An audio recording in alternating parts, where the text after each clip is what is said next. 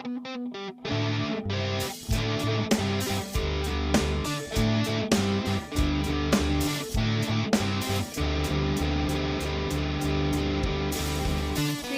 two, one. Hello, it's Gray. I thought we were supposed to do 3, 2, 1 to sync our audios. That doesn't No, really that's help just if you do me. all of them. That's just Okay. me. Sorry. It's just That's you. just me hyping myself up. Okay. Hello, it's Crystal. It sure is. And this is Investigation Beauties, a supernatural commentary podcast where someone who has seen this show a regular amount of times. And I, someone who only knows the show through social media, discuss every single episode of Supernatural from start to finish. No. Also, we are both Asian. Is that how it goes? Wait, what did you say? What? Someone And who I, has someone seen... who only knows the show through social media, discuss every single episode of Supernatural from start to finish. We say from start to finish? Yes. Why am I rewriting the history of Batman in my head? Well, I guess you just don't listen to me. Maybe I don't. Who knows? Well, I mean, last episode, you fully admitted to, playing 2048 while I was speaking because you were so bored. So, I think this is fine. Well, yeah, you were talking about Dean Winchester. I'm talking about our beautiful podcast, baby. Those are different things. This is true. Well, this episode, we are discussing Season 5, Episode 17, 99 Problems. The 99th episode of Supernatural and Babpod, written by Julia Sage, directed by Charles Beeson. I mean, it was pretty good, I think. It was good. I mean, the first half was a very interesting setup. Yeah, I think setup was good. The ending was mind-boggling, confusing in every way. But I would say this is a positive. It's a net good episode. Yeah. We also I think being I don't want to watch Supernatural today. I hate Supernatural. Blah blah blah. But I feel like I was drawn in. It feels like a Supernatural episode when you try to imagine what a Supernatural episode would feel like. Is how I would describe it. It feels like the show. When I was watching it, I was like, wow, I'm watching Supernatural and not a fake Supernatural episode. I don't know. What's a fake Supernatural episode? I don't know what is a fake Supernatural episode. I feel like we have definitely seen episodes of this show where I'm like, that's not true. They didn't do that. That didn't happen. So yeah, but this one, it's real. Yeah. It's a Supernatural episode. I think also because we're pricing it so much, we should just say here immediately that there is also the misogyny problem in this episode, much like in most of Supernatural. But I think in this one, it's pretty distinct. Here. Yeah. Yeah. And there's also I think the reason why I also thought it felt like Supernatural is because one, they have fun fight scenes. I thought the fight scene at the beginning was okay, you know what I mean, right? It's not, because I think a lot of times, I mean, I'm assuming fight scenes are difficult to choreograph and therefore expensive, so they would just put one big one at the end or something, or one corny one at the end even. But here they put their fight scene up front, which I enjoyed. I remember watching it and I was like, "Ooh, we're really in the episode." And then I checked and it's 10 minutes in, and I was like, "Wow, that's fine." Because usually it'll be 30 minutes into a Supernatural episode, and I'm either "Get me out of here," or "When is this gonna start?" So the fact that it was starting and I was enjoying it by 10 minutes was super fun. Yeah. Also, it's funny. They have some funny things, or at least amusing things. Yeah. And also the way they shot it was, that scene specifically, it was very sitcom-y. Did you feel that vibe? Yeah, I think so. I think it's because of the lighting and the set that they used. It's just so bright, and there's floral. There's like a leaf wallpaper in the back, and then the camera use was very shaky. I don't think I've ever had that kind of like feeling towards a Charles Beeson episode before. So, like while watching this, I was curious who directed it because I missed the name at the beginning, and I was like, "Oh, what an odd thing! Is this a new director?" But it's not. It's Mr. Charles himself. Didn't Charles Beeson direct Changing Channels? Is that true? It didn't have. Yeah, I think so. It didn't. I don't think it had like a sitcom shaky cam situation, but it is like a. It shows that it's like his repertoire is expansive or whatever. Yeah, you're right. Yeah. Anyway, what did you know about this episode before going in? So I knew that there was going to be a woman who was like leading some town, and they would think that she was good, but she would actually be evil and be the biblical figure also known as Babylon the Great. And as a result of that, there would be a time when Dean tells Cass, some days are good because you get to kill a sex worker, and I love violence against sex workers so much because I'm Dean Winchester. Yeah. I also knew that Cass goes on a bender, of course. And then there's the Sastiel moment on the couch where they look at each other at the same time. And also that he would, like, sway in close to Sam and tell him don't ask stupid questions when he asked how he was. And also that he would say that Sam's voice was grating. Yeah. And that's love, baby. That's literally romance, baby. Yeah, and I also knew that Sam has a little gay thing with a bartender. It's wild. There are a lot of gay things. Like, we forgot Sam. This like episode real. Is, like, gay. Well, like, it is, right? Like, I don't think it's meant to be, but it definitely comes off.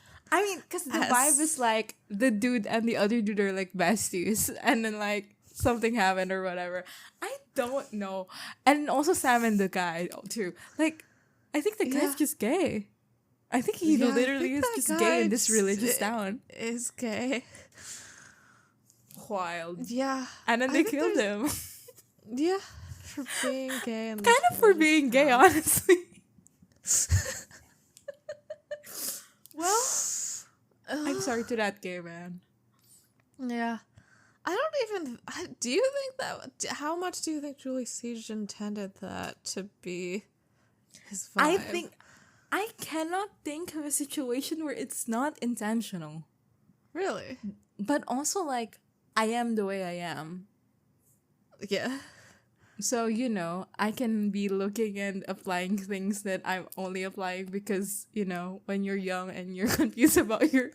What did Jeremy say in Monster of the Week? My God. No! You're projecting or whatever. Do I need to explain it? No, I mean, we love Monster of the Week, the supernatural commentary podcast. They're done. So, like, you can... I don't always love Monster of the Week, a supernatural this is true. Commentary podcast. Sometimes they're like really wrong about like a lot. I think in later seasons, they're okay. Yeah. I think that they're earlier stuff. I think I only listened to season 12 up. So, prior to that, like, I have no idea what their opinions are on anything. And Crystal has only listened for, like, first couple of seasons, I think. But, like, after we record our episodes, so, like, it's not a conflict thing. So, yeah. Okay, cut this all out completely. In the episode for Death I would just like to say first, I love Monster of the Week, the podcast.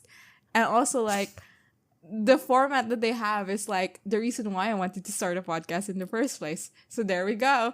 Love the thing. Let's proceed. Anyway, yeah, in the Death Takes a Holiday episode of Monster of the Week, Jeremy says that he understands why people see Destiel as real, quote, especially if you're a younger person with issues with your sexuality, putting those issues on the show. He meant it in a nice way. It was just badly phrased.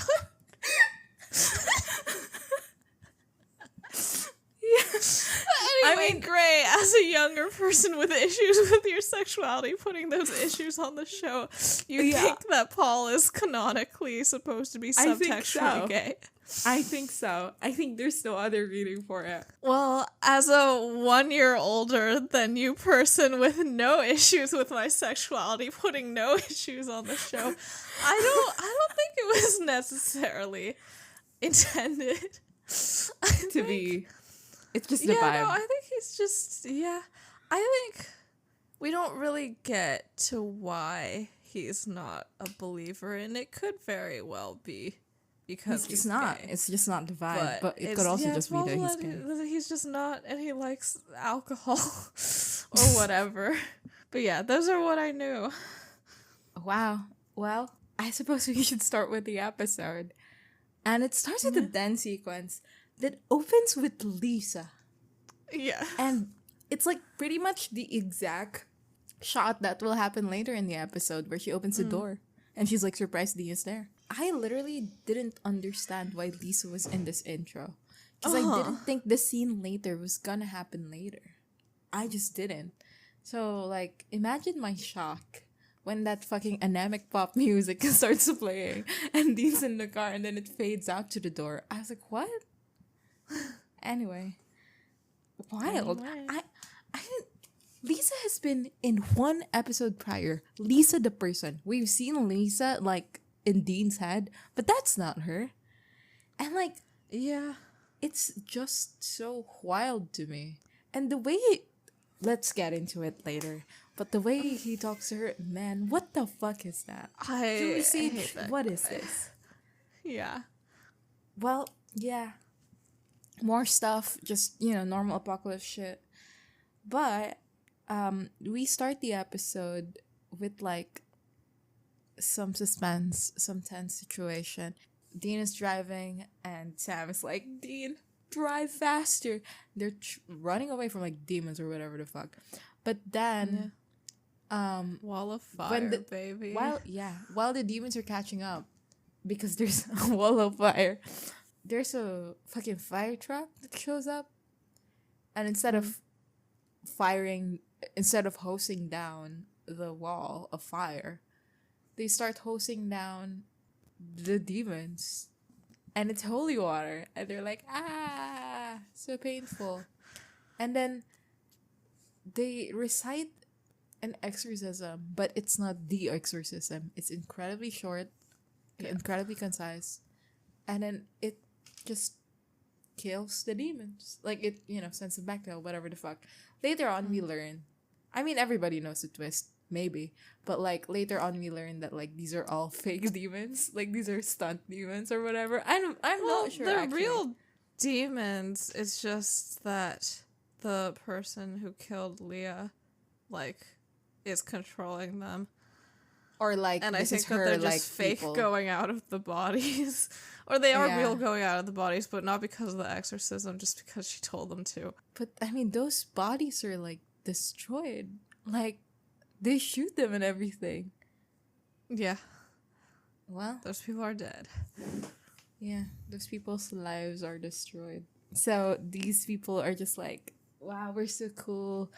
You guys stay safe, whatever. And then Dean's like, no, what are you guys really? And they are apparently the Sacrament Lutheran Militia. Kind of a fun name. Is it? I don't know. Is it? I don't know. Again, I have no idea about other Christian denominations. Lutherans do. I don't know. What is a Lutheran? We don't have to get into it here. And also, I probably shouldn't. But anyway, Rob, we see this guy a bit later on too. And he looks... I just want to make a comment about his hair. Okay. It's like a bowl cut, but like messy. I would describe it as such. It's a fascinating look, I think. And I don't know, like, they later on, they have like his best... He's kind of like the gay best friend. He's like, I think, the love interest of Paul, right? Like, yeah, that's the but vibe. Then he got married, and but then they he got still married. shoot meaningful looks at each other in church. Yeah, Yeah, what is that about? I think it was that we already talked about it, but I think it was. It wasn't about that. It was just like neither of us are that strong believers, so we're not really paying attention during the prayer. And also, I, Paul, am going to drink because I'm not religious because I like alcohol, I think. And men, probably. And men. Shout out to people Who like men? Who like alcohol? Who don't pay attention during church prayers? all of those things. Yeah, shout out to them. Sure. Well, anyway, Sam and Dean exposed themselves as the same by like showing their trunk. And Sam is like, yeah, we're in the same line of business. And Dean goes, and among colleagues. And then he immediately looks at the guy who looks exactly like him in the group, which I thought was also so funny. Yeah, no, he tries real hard to mirror this kid, but then he gets killed, thank God. He gets killed like immediately. And the thing is, And that was Dean's best friend who he just let go. it was kind of obvious that they were trying to do something with the kid. Yeah. Like they were trying to mirror someone, maybe. I thought they were gonna do like here's a third brother or something. Because like they kind of make a point that the kid is like younger. Yeah, I think he's And then, like, supposed to be a teenager? Real? I mean, Because his I didn't- mom's like, don't Yeah. wear your headphones in the church. Like, I feel like you don't have as much power over whether or not your child has headphones in the church. no, as an also like adult. when Dean hands him the beer, like he goes, Yeah, "Don't so he's tell your under mom." 21, Yeah, probably. at least. So I thought But they we were don't know trying if to he's do like a kid. because last episode Dean is mad at Sam for not being the perfect little brother. Oh. Like maybe they're gonna do Yeah. a little brother thing this episode, but they don't. They just kill the kid, which is like Yeah. kind of funny as Goodbye. well. Yeah. You're my brother that I just let go. A third So brother even. Wait, no. Yeah. No, he already has two brothers, so this would be the third brother. Fifth, because third is Adam and fourth is Cass. No, third is Cass, and then fourth is Adam. Because as you remember, Cass is the third brother of the show. That's true. You're right. Well, anyway, they say that like, oh yeah, these are police equipment, whatever. And they got it because like the entire town is under, like they're being attacked by demons. But also, everyone in town knows this and is helping out. We go to the church. Yeah, this is where we learn that the kid whose name is Dylan is like a kid because his mom Jane is there and she's all like, take your headphones off in the church. I don't think he was wearing headphones though. He was wearing Like, I didn't earphones, the wired ones. Oh, okay. Yeah, I guess those were smaller. I didn't notice them. And inside the church, Pastor Gideon is doing Marrying a people. wedding. Yeah, and Sam goes, a wedding? Seriously? What a judgmental prick. Also, like, okay, a couple things. Well, first, we need to say that people are getting married en masse because this seems to be a religious place. So they're, like, probably, like, you know, no premarital sex. And people want to Yeah, fuck no. before the fucking apocalypse, man. Yeah. That's why they're getting married. Also, Yeah. it's a fascinating look. Like, this episode truly is so fascinating. The premise is, and also, like, I think even if it didn't end up that Leah was like, what's Yeah, the I think term? if she was a real prophet, it would be yeah. just as, if not more, interesting. I think it would be like more interesting, just because we keep on being told that like the apocalypse is about to happen, and there's all of these omens, thunderstorms, whatever, and like also that one whole thing, like there were a lot of natural disasters that happened in episode 1, right, of season 5. Yeah. But we don't really get into like what the people are feeling. Like, do the people know? Are the people like experiencing at least like a feeling of what the fuck is going on recently? What's with all of this then? I feel like, you know, this episode does give us some insight of what being on the ground is like. Mm-hmm. Yeah. Like Sam and Dean, much of their talk about like like especially Dean, like we're just regular people, whatever. Like they don't really. I think at least we are not shown any situation where they know what is happening on like regular people's lives. So, There's been 8 weddings this week so that people can fuck it out before they all die. Sam and Dean meet the pastor. They go into the basement of the church where all these people are working to like load up guns and do other things relating to supplies and hunting demons. And one of them is a 12-year-old packing salt rounds, which Dean points out, but the pastor says everybody pitches in. Are they trying to do a thing about Sam and Dean's childhoods here? Not really. I mean, I thought they were, but they weren't apparently. Yeah, they weren't apparently. I mean, the thing with Dylan too, like a lot of the things that they could do this episode are incredibly straightforward. And then they don't go for it. And like, I don't know. It's the thing is like the twist with Leia is like, it is compelling, I guess, but like the first half of the episode is more compelling than anything. You know what I mean? So like they could have taken this route and just ran with it like sincerely, and I think there's much to explore, perhaps. Like, it is just interesting to think, like, if a group of people knew about the apocalypse, like, how would they react? Like, how would a community, like, actually all pitch in together and, like, back each other up and, like, defeat demons and blah, blah, blah. Like, it's an interesting thing, like, the structure. And also, like, if they want to stick with, like, at the end of this episode, Dean says yes, I can very well see an episode where Dean, this whole time, has been saying, like, oh, I can't say yes to Michael because, like, people are dying and blah, blah, blah, blah, blah, blah. Or people are gonna die and the world is gonna suffer. And then being thrown in this situation where people are actually dying now. And it's like, well, maybe if I say yes, there would at least be a chance that that won't be the case. Yeah. And I think that would just make it more, I don't know, like, it'd play better with who Dean is. But I guess they were really leaning into the hopelessness or whatever the fuck. So. Yeah. Yeah. Whatever the fuck. It's a whole town full of hunters. And Sam asks why they didn't call the National Guard. How about you, funny. Sam? Why are you completely avoiding the FBI at all costs? Exactly. And the pastor says that they were told not to. Also, if they did call the National Guard, like, they'd be fucked. Like, those people don't know how to defeat demons. But yeah. But I guess his point is more like, how did you go directly from, like, demon attacks to, like, let's do holy water and salt rounds? But yeah. The pastor said that they were told not to by somebody. And he doesn't really want to say who it is. And then his daughter, Leah, comes up and says, like, oh, no, it's okay. You can tell them it's Sam and Dean Winchester. They're safe. I know all about them from the Angels. She drops a few more lines about how she knows things.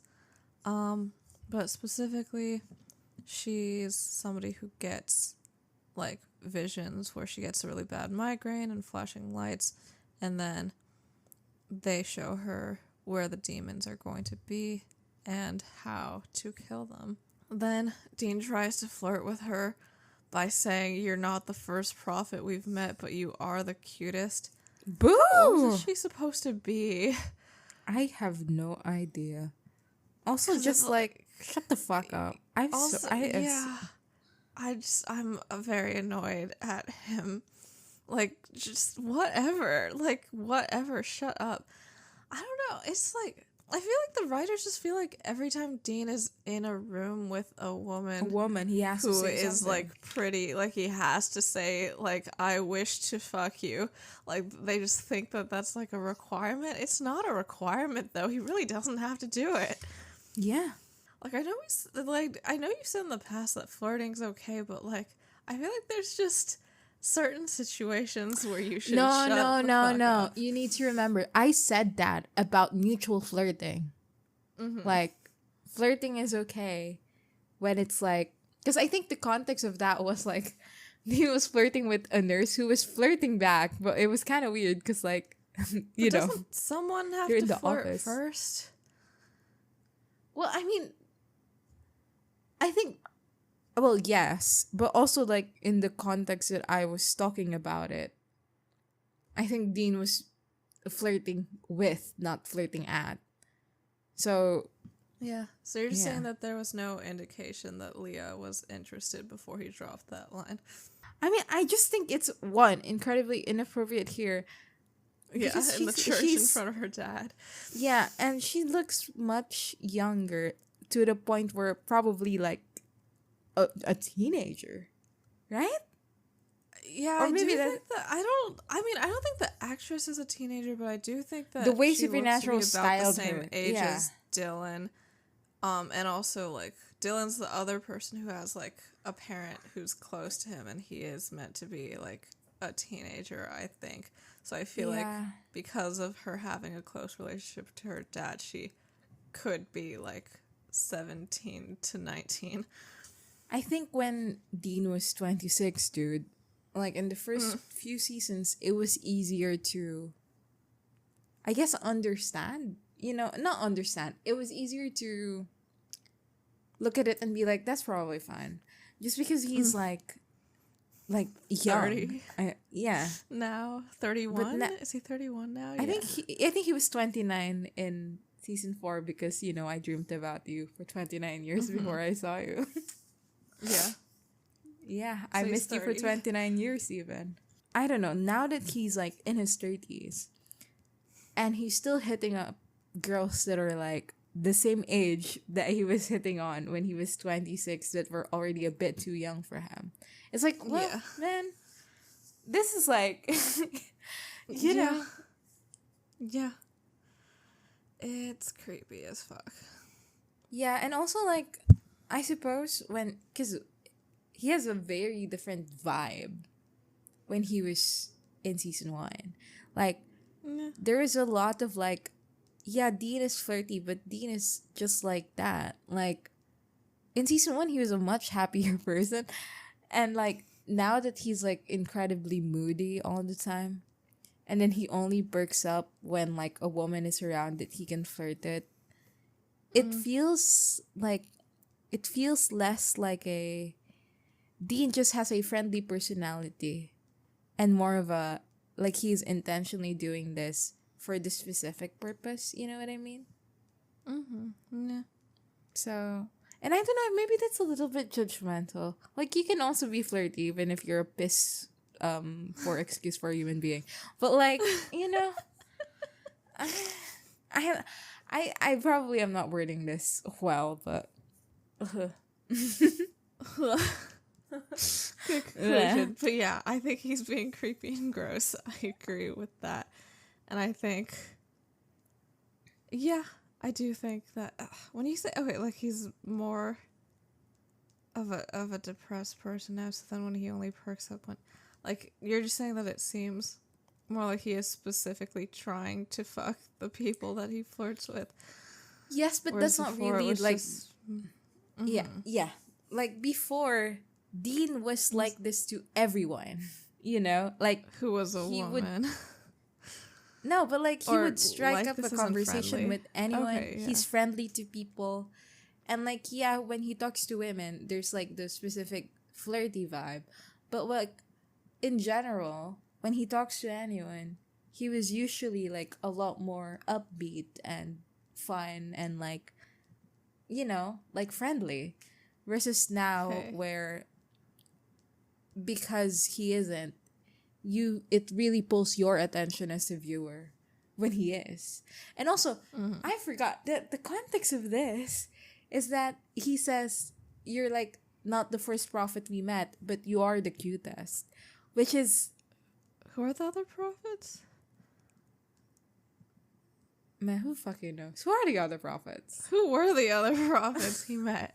Because Anna wasn't a prophet. She was an angel. Sam was a psychic, not a prophet. Wait, let's see. Prophets. Supernatural. Who the fuck was a prophet? I mean, Anna, I suppose, but like, not really. No, Anna wasn't, though. Chuck Shirley, Chuck. Well, that's so... Sam's boyfriend, so. That's Sam's boyfriend, yeah. I mean, no, but the thing is, the way it is like, it's obvious that the statement is like, but you're the first girl.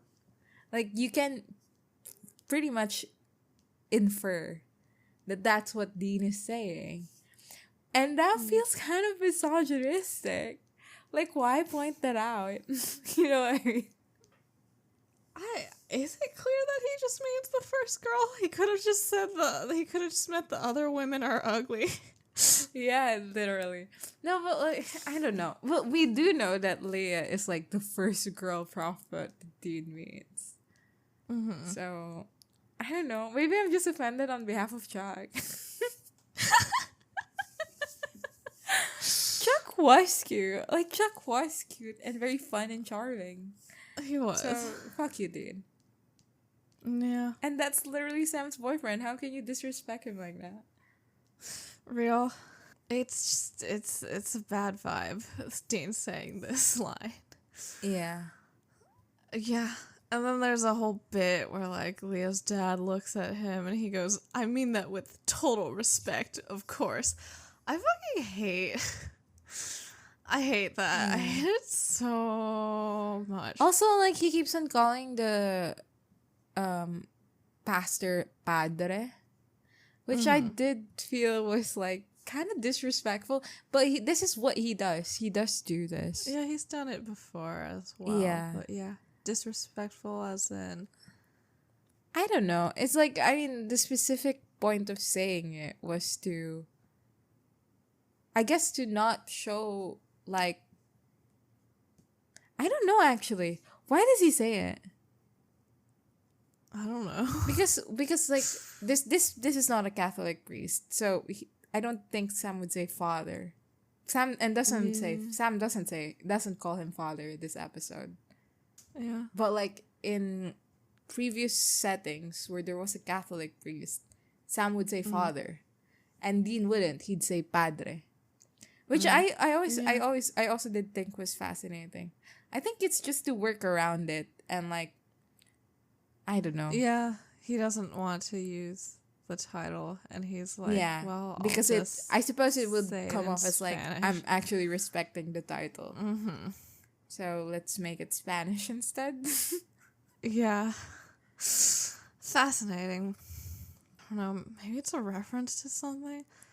Probably not. Yeah. Should I cut that part out? That I thought it was disrespectful?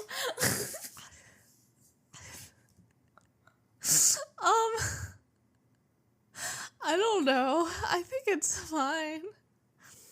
Well, you you can disrespect Catholicism however you want. It's Gray fine. Babhod says that you can't disrespect Catholicism, but you should disrespect PhD degrees, and that's true. I said you can. I said you can see. No, I know, but earlier. No, I think it's fine. I think that it is a fine sentiment to think that you should respect someone's religious title. Yeah. Well, maybe. Yeah, and you shouldn't respect somebody's PhD. I think that does make sense. It is kind of a classist thing to have a separate title for PhD people. But anyway. I'm sure there's also a class aspect to priesthood, but whatever. That's true. Yeah. And also, he's not even a priest. He's a pastor. Yeah. But how would you refer to a pastor? Pastor? Yeah. You say pastor. You call him pastor, yeah, I think. But yeah, anyway, I hate the line. I mean that with total respect, of course, because I feel like the way that misogynistic men make fun of the word respect as it belongs in feminist circles is very irritating. So, yeah. Is it your turn? Oh, I thought what you were gonna say was that, like, what? The fact that Dean was like, I'm not even going to like, I'm going to flirt with this woman and then I'm not going to consult her on whether that's fine or not, but I'm Oh going to yeah, tell her no, I'm dad just about gonna it. be like, oh, her dad who owns her is the one that I need to apologize to. And also, yeah, I mean that with total respect, of course, is like, so you knew, or you were being disrespectful when you talked to her like that? Okay. Yeah. Well, anyway, Sam and Dean head to the, like, bar, I guess. And this thing is owned by Paul. And, yeah, Paul has... Support LGBT owned businesses. Yeah, well, one, it's an LGBT-owned business, too. Paul is, like, incredibly handsome. Did you know? He's decent, yeah. He has dark hair and blue eyes, I'm pretty sure. Just like Castiel. Maybe Just that's like why I think he's Castiel. handsome. That's why Sam's into him. Literally. No, but Sam is in this bar. He's standing up away from the table. And he is calling Cass's voicemail. And we still have not reached the iconic make your voicemail. Yes. Right now, Cass's voicemail is still, I don't understand why. Why do you want me to say my name? So true. So important to me. I mean, it is so charming to me that he goes from this to someone who goes, my name is Castiel, make your voicemail or whatever. This is my voicemail, make your voicemail. So true. Make your voicemail. That's what testosterone does. Exactly. I think you've already done that, but I don't know. Listen, we've been doing this for 2 years. I think I can repeat some of my jokes. I feel You're like right. that's fine. People will have forgotten. Not me, though. This is true. Sam just says where they are. Come over, please. And then, he goes up to Paul. And he's like, do you come here often? He does not. Well, he says, busy night. Just like, which is basically the same thing. Literally. And, Paul's like, yeah, ever since the apocalypse was announced, people are, having fun, partying it out, or whatever. People don't look like they're having fun here. But Sam goes back to the table, and they start discussing what the hell's happening. And Dean says that maybe the demons want to kill the prophet. And Sam's like, I think it's the angels that are, making these people do their dirty work. And it's horrible. Yeah. Sam's very righteously defending the people of this town against the angels. It's his whole thing. Just throughout the episode, it's just can you believe the angels are manipulating the people like this, etc., etc. And it's very nice to see, I think. Yeah. It's nice to see. Mm-hmm. I think it's, it's nice, the juxtaposition of Sam, is vehemently against the fact that these people are being controlled by the angels and manipulated by the angels. And he knows in a way that it's happening to Dean too. But I still think he didn't really expect it at the end, which is fun to me. There's more than just the town that's being manipulated here. Dean is also, and he got to save the town, but not Dean, I guess. Yeah. And he didn't even get to save the town. Dean was the one who did the stabby. Yeah, and he carried Cass out while Cass was in heat. Was in heat. That video. Where is it? We need to reblog it. And should we? I don't. Or should we not? We should if we can find it. Well, I'm sure you sent it to me at some point. Truly a fascinating, wonderful creation in the supernatural community. Yeah, thank you very much, whoever made it. Sam's specifically mad that the angel manipulation is the angels don't want to kill the demons themselves, so they're forcing these people to go out and hunt, is what he's seeing it as right now. Yeah. And I think that's a cool thing for Sam to be angry about. I think that is good for his character. Also, Leia has a very good awareness of what's going on with them.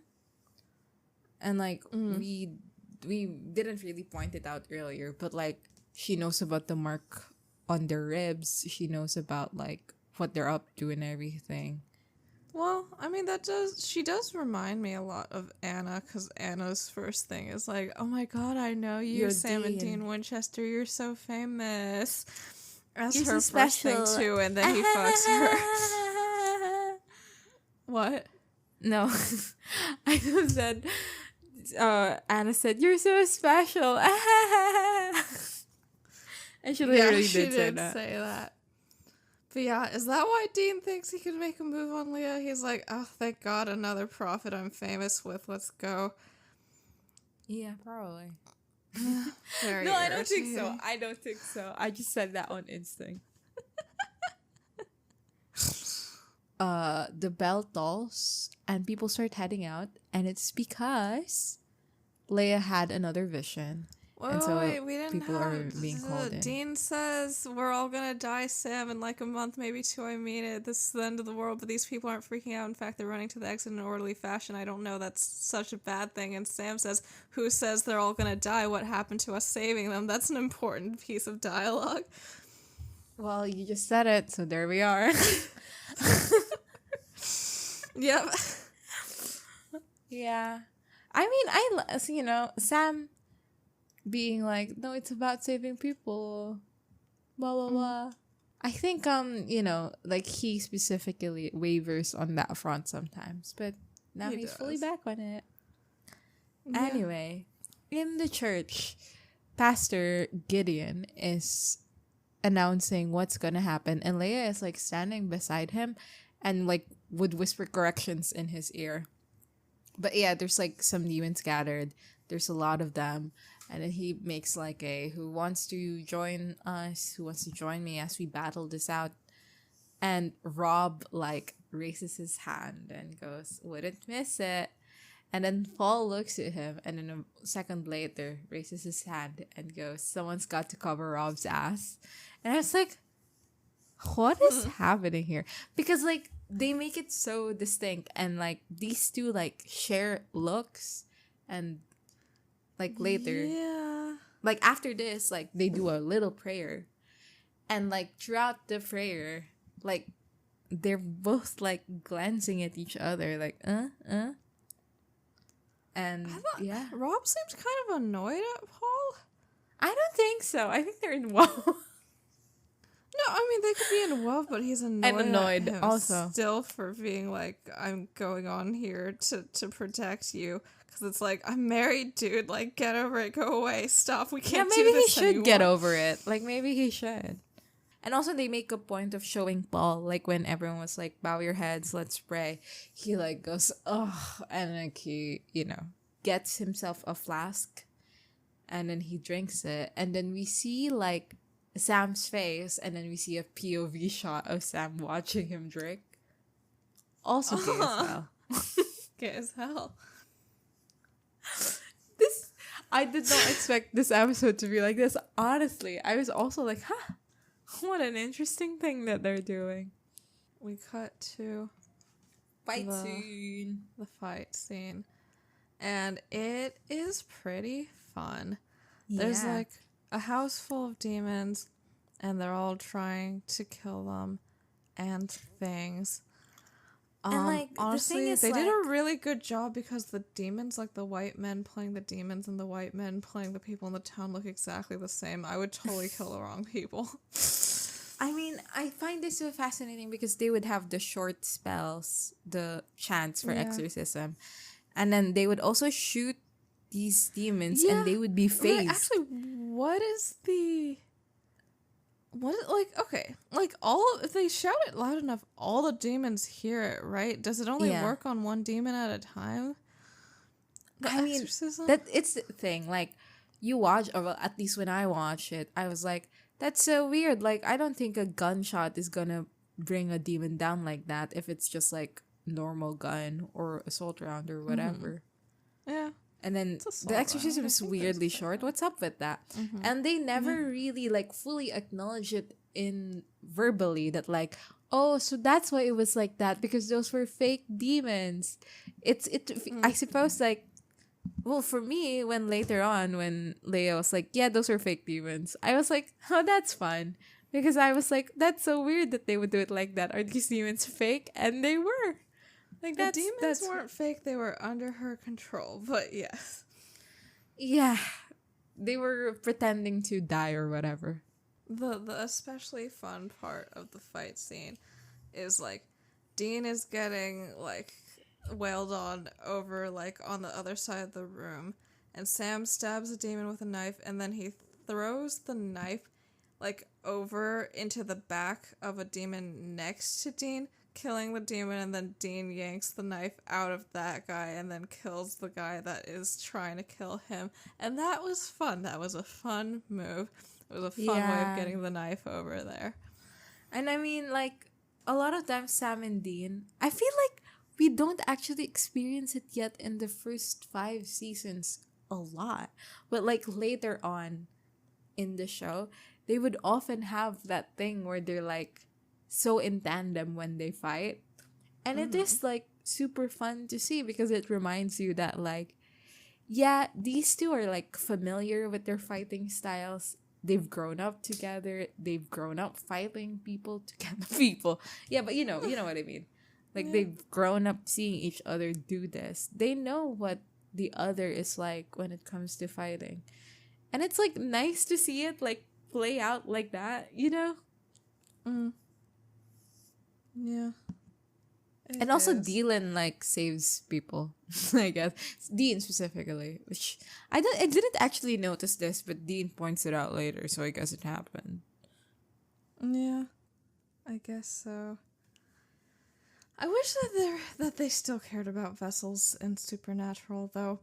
Yeah. I feel like it would be an interesting conversation to be like, sure, like these people are possessed by demons, but like if you exorcise them without shooting them, like they'll come back. They're like people in there who are alive.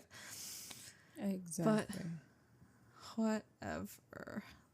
When they come out of the house, Sam goes, I guess that's what it's like, huh? And Dean goes, what? And Sam goes, having backup. Which is, okay, the vibe, is part of that meant to be insulting to Dean in any way? No. As like you haven't been backing me up enough? Okay, so that it is, I feel like he seemed kind of angry when he said it, but maybe I'm wrong. But yeah, I think the general idea is like, wouldn't it kind of be nice to hunt in a community or a group like this instead of on our own, like on the road and all that? And I suppose on the side of the road. On the side of the road. Yeah. Yeah. And then Dylan, who's the teen boy, is like, hey, like, can I get a ride back with you guys? And Dean's like, yes, my mirror, of course you can. And also to have be a fair, beer. Dylan is the one who asked, so maybe he was like, oh my god, my mirror. So maybe the mirrors are mirroring, so it's fine. He does die though, like immediately after. Yeah. So Dean gets him a beer and is like, don't tell your mom. And then Dylan's like, yippee! And he screams because he's been dragged under the car by a demon who was hiding in there. And they managed to slit his throat before Dean gets him out and then kills the demon. And Dean goes, no! That's my best friend! Why just let go? I mean, obviously it's a bad thing when a teenager gets killed in front of you. I shouldn't make fun of him for that. But yeah. Yeah. I can't believe they killed Paul in front of Dean and not Sam. I know! That's Sam's boyfriend. He just let go. Yeah, wait, was Jane there was a woman who came with them on the hunting trip, like, to kill the demons. Was that Jane, or was it a different woman? I'm not sure. Maybe it is Jane. Okay, so, like, his mom and dad and him all went off to kill demons, and then he died, and they're not blaming themselves that well, whatever. No, I think what is it? Grief in different ways. I actually thought what would happen here is people would suspect Sam and Dean to have killed him. Yeah. Yeah. But Okay, so we go back to the church. They're like doing the coffin thing. What's it called? Whatever. Pallbearers. Yeah, but like, what is the Oh, procedure called? they're pall bearing. I don't know. Well, they're pal bearing. They're bearing their pal, and They are. the mom and dad, which I feel like this is like the first time I was like, oh, that's his dad. Like I thought Rob was Yeah. just some guy, but yeah, Same. Rob and Jane are there, and Sam and Dean go to them, and Dean says, "Sorry, my bad." And they're like, Whoops. "No, it's your fault," and it is. It's Exactly not, like but that. like They said it exactly like that. yeah. And Sam is the one who went, "It is."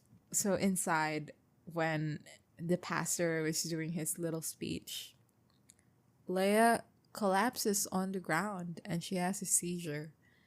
And then when it stops, she says that Dylan is coming back. And talking to like Jane and Rob specifically, she goes like, "It's okay. You will see Dylan again in like Judgment Day. And the angels, they will make sure that we are in paradise forever. And, you know, we just need to Yeah. follow the commandments." And Yeah, she says that they've been chosen, like them as a town specifically are good Yeah. enough for this to happen to them. This will not happen to the world. yeah. How is this functionally different from them all dying and seeing Dylan again in heaven? I'm not sure. I think, well, Judgment Day, you get thrown back to Earth, all of you. I think. But Like, there's no heaven all of you. after- Well, don't you have to be good? Like all dead people, like the bad ones, also. No, I mean be completely in the wrong fully. But Yeah. my understanding it is like you come back to life, all of you, when during the last judgment. That's why you Okay, don't then they- cremate. Like your body needs to be intact, so when you get up, you're a skeleton. I'm not sure, but like yeah, you and then like when that happens, like Jesus is like, you die forever. Okay. And then you're so just he gone. re-kills the bad ones. And then everyone else Sounds like like walks a the earth. stressful few days when Jesus I is coming know. around. I feel like that's such a like even for Jesus himself. I feel like he'll be like, what the fuck? Why do I have so many things on my schedule right now? Yeah. I don't know. It's like Santa. He has to hit every night, like, or every house. in the night, He has which to hit seems like every a night. lot. Yeah, I'm sure Jesus hits every night or something. Yeah. Okay, but yeah, okay. So how is that functionally different from everyone? Like, because when you all die, like, there's also a filtration process in heaven. Yeah. No idea. I think heaven is like fake, I think.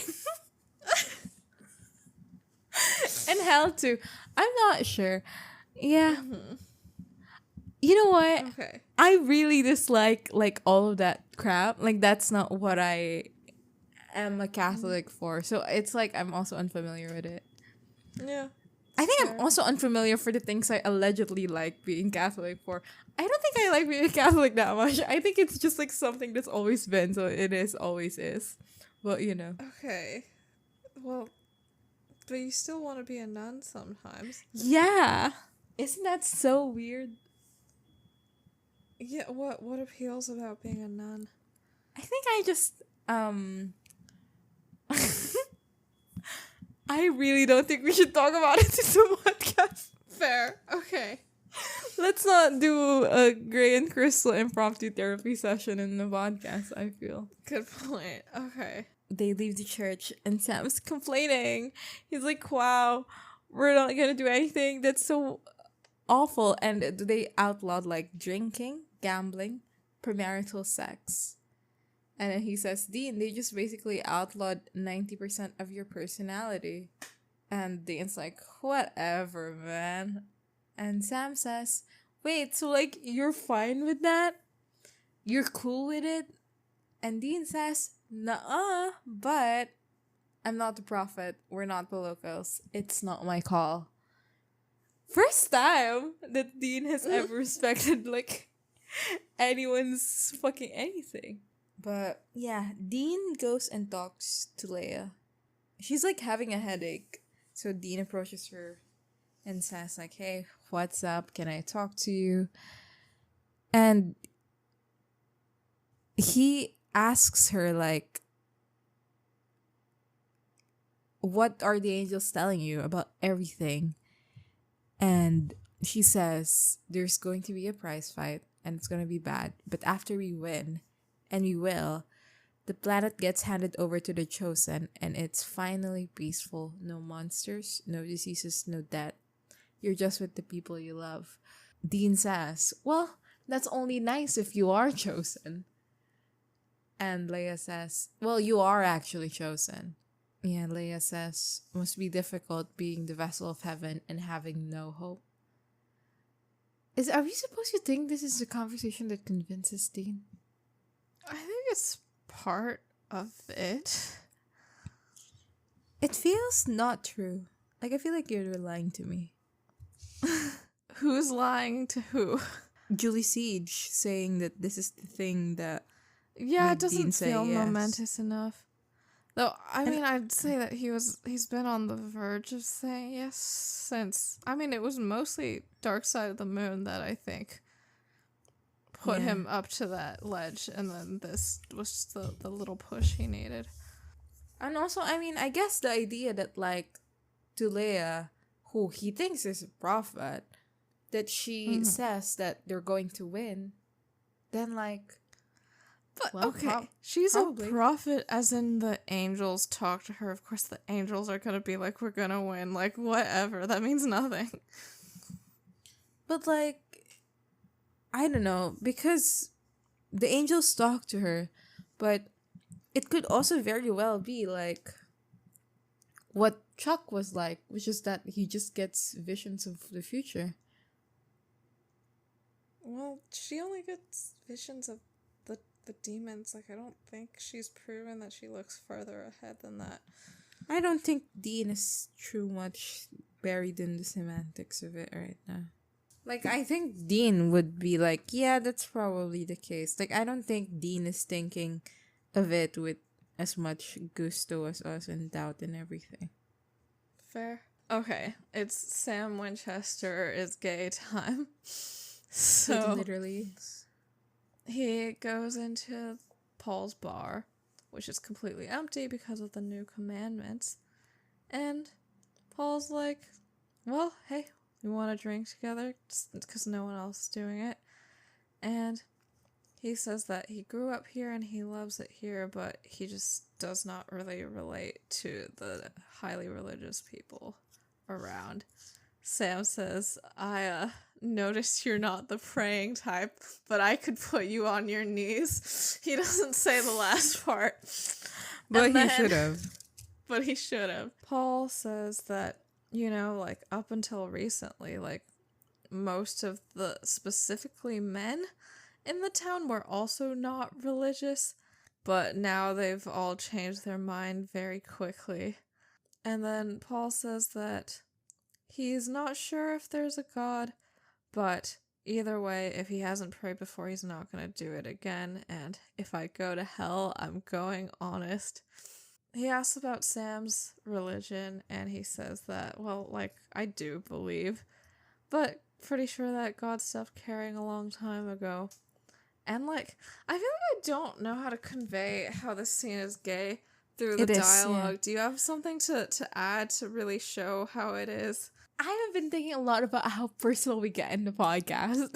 So I'm apprehensive. Fair, so no. But okay, but like me personally, like when Sam was like, yeah, I believe blah blah blah, but I don't think God listens. Like, there was a time in my life where I started asking other people to pray for me instead of like me praying, because I like had this idea that like maybe God would listen to other people better because they're not gay. Yeah.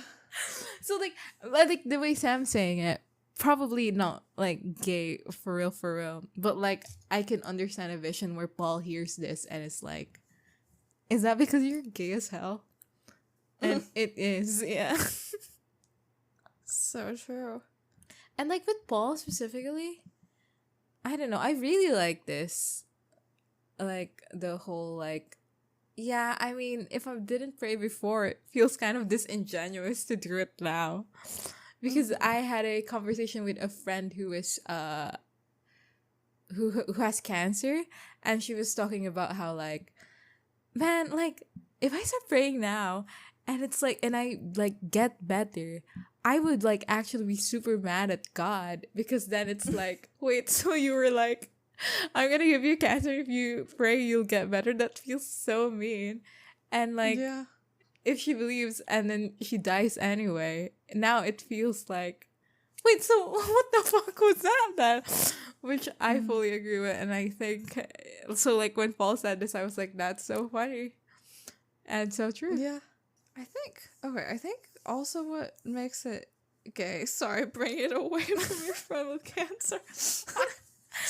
Okay, I think it's because, like, because it happens right after Dean talks to Leah, and Leah is someone that we know Dean is interested Oh yeah, in sexually. I wrote that in my notes. Yeah.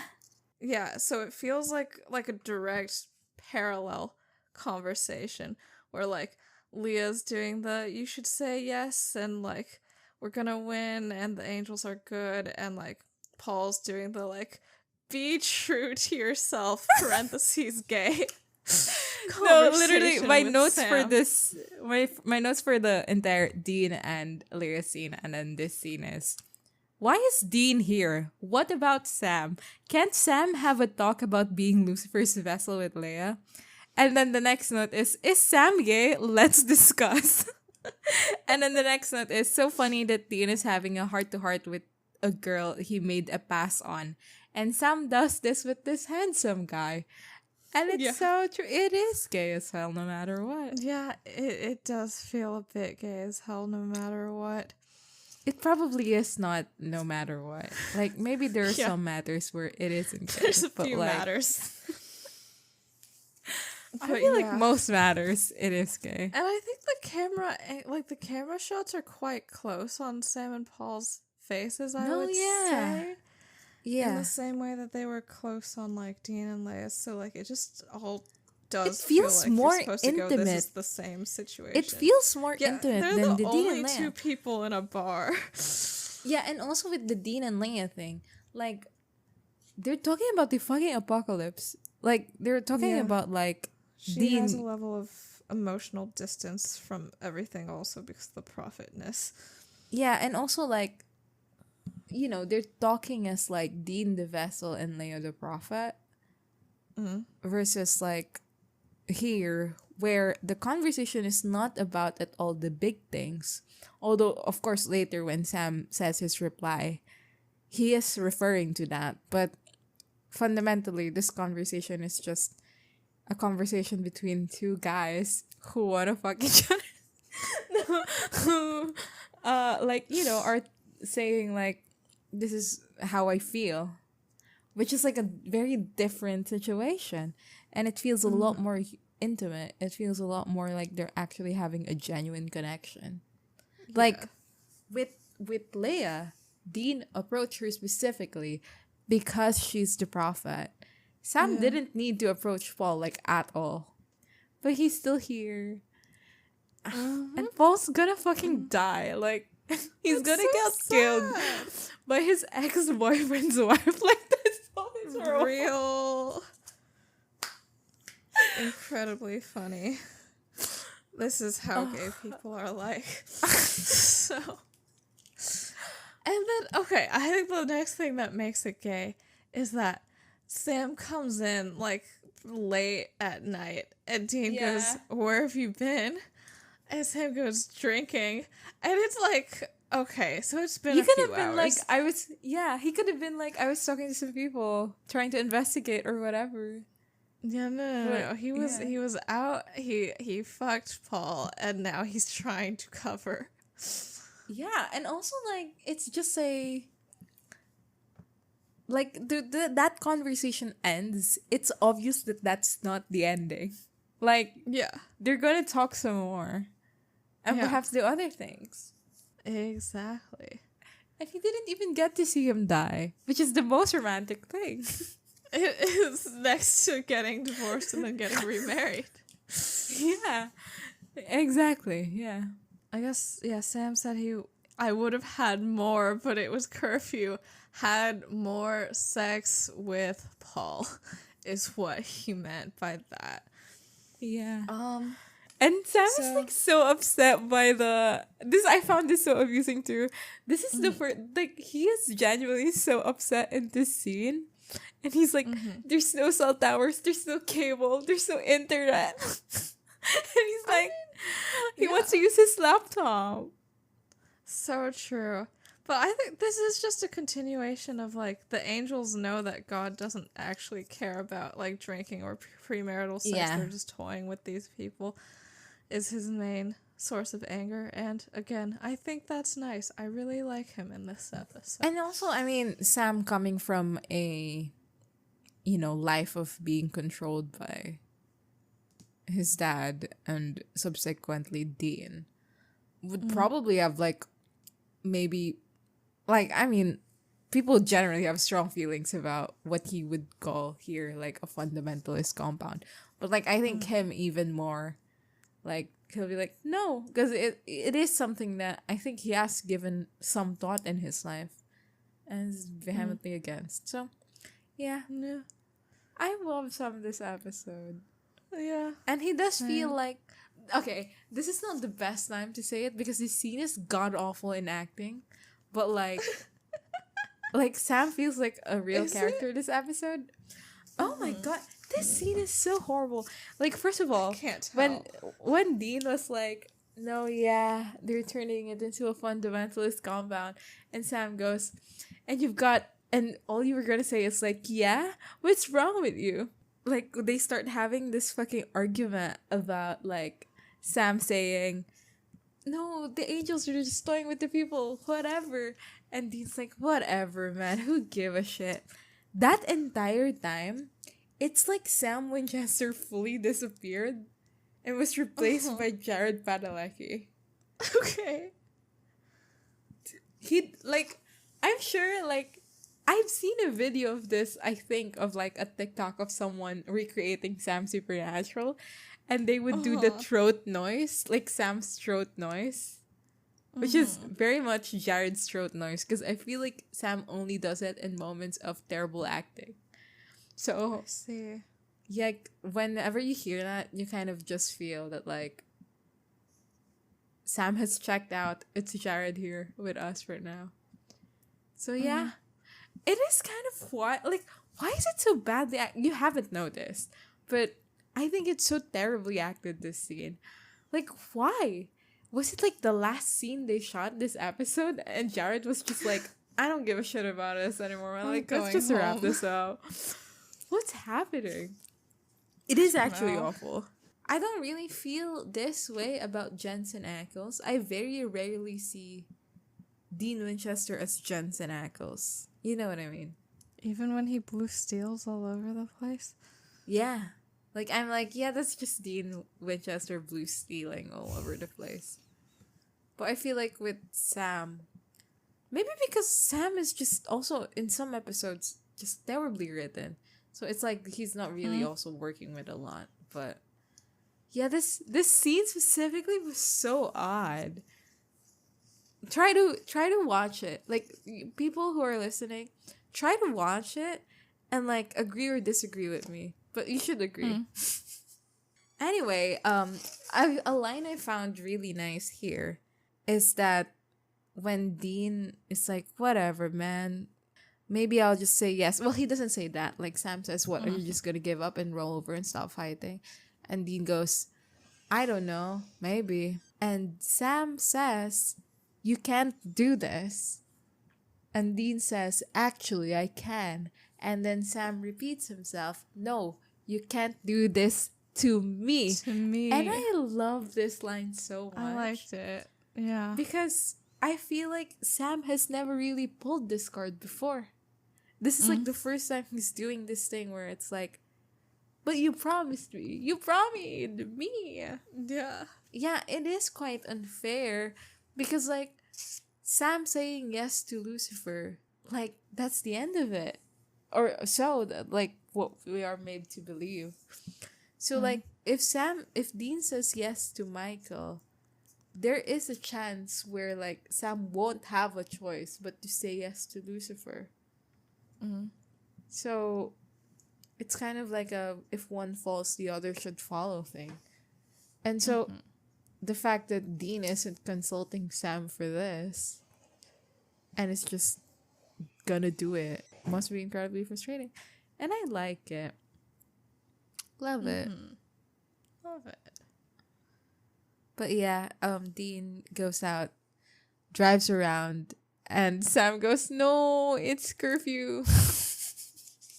When the two of them, because Sam took a break from hunting at the beginning of the season and they got back together, who was it who said that? Wasn't Dean the one who called Sam and was like, "We're better together"? Like, 'cause we keep each other human, and like, so he established, like, we're gonna fix our relationship specifically because, like, we're gonna fix it around the idea that we're gonna prevent the other person from saying yes. Yeah, So, and like, also that like is the foundation of their relationship this season. So, right now. this Yeah. must really fuck it. Yeah, and also like specifically they decided to come back together because Sam is Lucifer's vessel. Like that is the primary reason. And so like like it's unfair to be like, "No, Sam, you're not supposed to do this," but I can because I can do whatever I want. And I've given up. Yeah, Dean heads out to clear his head even though it's past curfew. And then we cut to the church, and Leah comes in crying, and she's like, "Oh my god, the angels are so mad because they said that we can't go to paradise because some people aren't listening to the commandments." And Jane and Rob, who are the parents of Dylan, are sort of the main people listening to Leah throughout the rest of this episode because, you know, they've been promised that they'll see their dead son again if they do. So they're both like, okay, let's go get whoever it is. Meanwhile, in the motel, Cass shows up. Yeah. And he is drunk and he is so pretty. Like the shot of Castiel, like your profile picture. My profile shot picture Castiel shows up later in this episode. Scene. Yeah. Yeah. When he turns his head to look at Sam. Yeah. It's so nice that Dean left to give Sastiel some space. Like, that's the real reason that he was like, I need to go clear my head. Like, Cass texted and was like, "Hey, I'm gonna come over, but I just want to see Sam, if that's okay. I think I'm gonna shoot my shot." But yeah. Also, it's so incredibly funny that, like, the scene ends with Sam going, it's curfew, whatever. And then the next scene is like, "We're not gonna go to heaven because some people are not following orders." I was like, what, Dean? Like, Dean. Going out after curfew? Literally. It's like, so true. This will be the fall of our town. It will. So Cass tells Sam. I love how we're like, Sastiel is real and Cass is just mean to Sam the whole scene. Like, no affection is being shown abomination. Like... So he tells Sam, "I got your message. It was long, your message, and I find the sound of your voice grating." So love true. is real. Cass first denies that he's drunk, but then he says that he is. And he says, "I found a liquor store. And I drank it. Iconic. Good for him. So he's swaying a bit, and Sam helps steady him because love is real. Yeah. Sam goes, "Whoa." Whoa. And also, like, he's kind of like laughing a bit. Yeah, like, he's smiling a little. He's kind of amused by this. And he goes, like, "Are you okay?" And, like, when Cass, like, beckons him forward, he kind of like laughs a bit, which makes the next line even funny. Because he's like laughing when when he leans in, and then Cass goes, "Don't ask stupid questions," and he goes, Sam like frowns, like, ugh. Just written down the dialogue, "Are you okay?" and then "Don't ask stupid questions, tell me what you need," does sound like they're gonna fuck it out raw a little bit.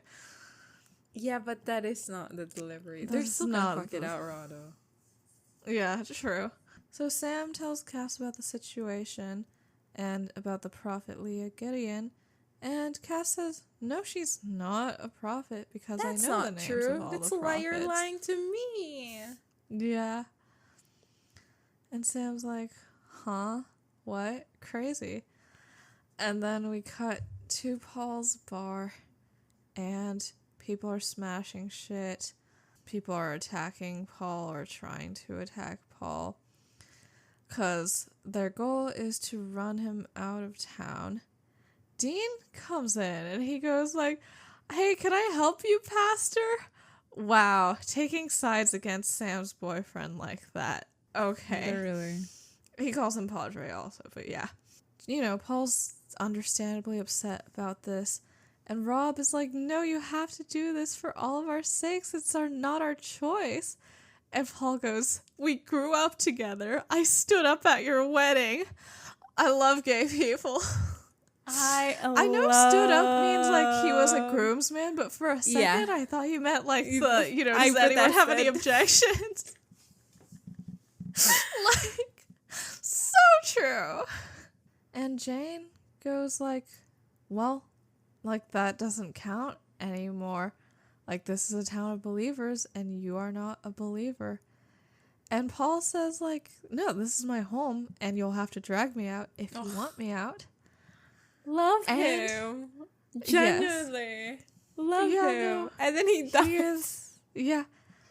And people start like grabbing him and shit, and Dean's like, "No." And then Jane fucking shoots him in the stomach. And she's got like this dead cold look in her eyes, and she goes, "No one's gonna stop me from seeing my son again." Good for her, but also not good for her. Yeah, I mean, obviously a horrible end for Paul. Yeah. I love, like, if this was an intentionally queer writing, I like the idea of, like, Paul being like, "Yeah, this place religious and I don't really vibe with it, probably because I'm gay.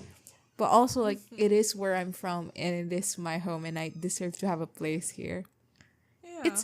It's a nice idea. And I mean, he does die for it, but like, it's just wonderful. I like it, and I like this guy. I'm sorry he died. I wish he didn't, so Sam and him could get gay married in 2015. So true. Like, that should have been the 200th episode of Supernatural.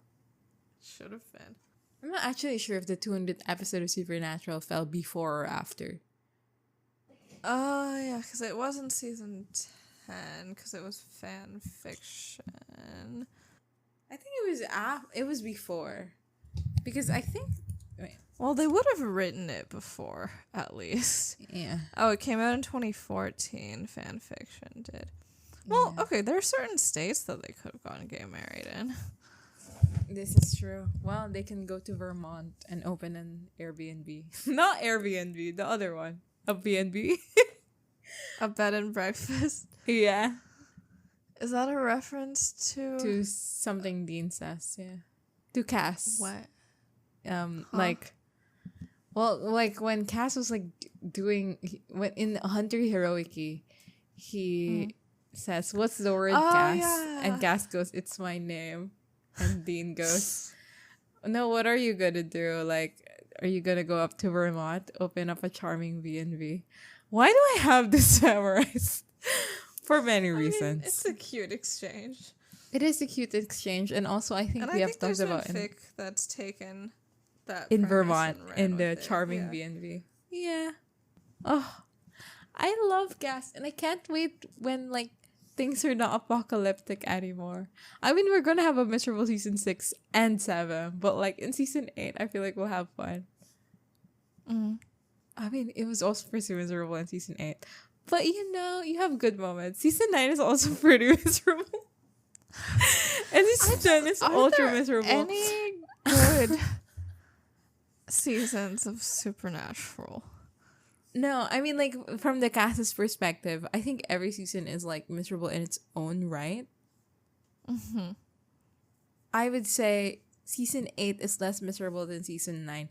Season 9 and 11 are so miserable, it's unreal. And season 10 is miserable in some ways, but we meet Claire, and Cass, like, has a lot of time in that place, like, in season. And also we meet Hannah, and Cass just develops a lot of relationships. And primarily the Claire thing. Like, I really like what they do with Claire and Cass. So, yeah. Love season 10, Cass. That's my baby. Also, he's just, like, season 9 and 10. Well, I would say season 9 primarily. Cass is, like, the peak of his face. Like, he looks very good in season 9. Yeah, so he incredibly good looking. Yeah, so that helps. Even though it's a completely miserable season. So Dean comes back and he has not washed his hands. So corny.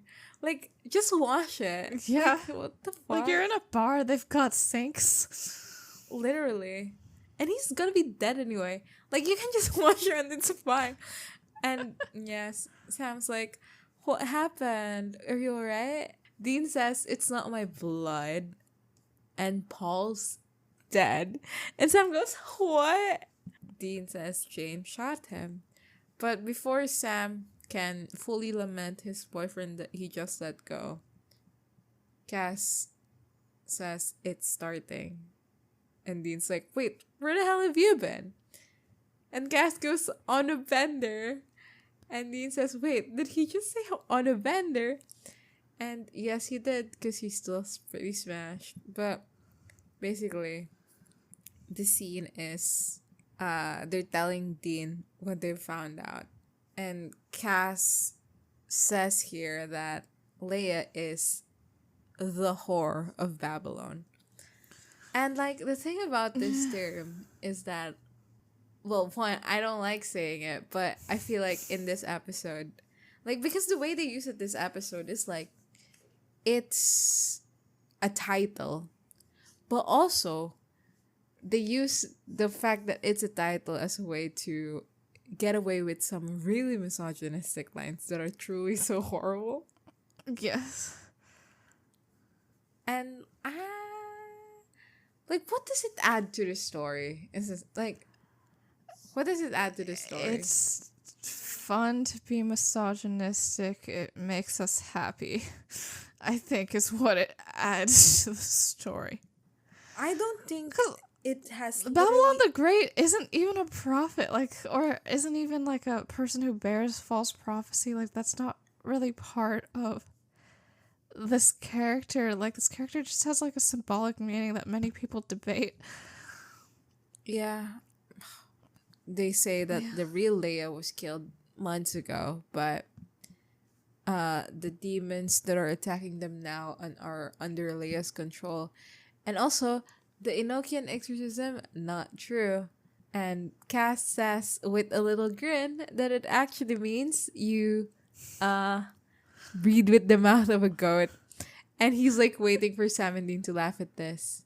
But they don't. So sorry, Cass. I would have laughed at your It's already Enochian jokes. funny.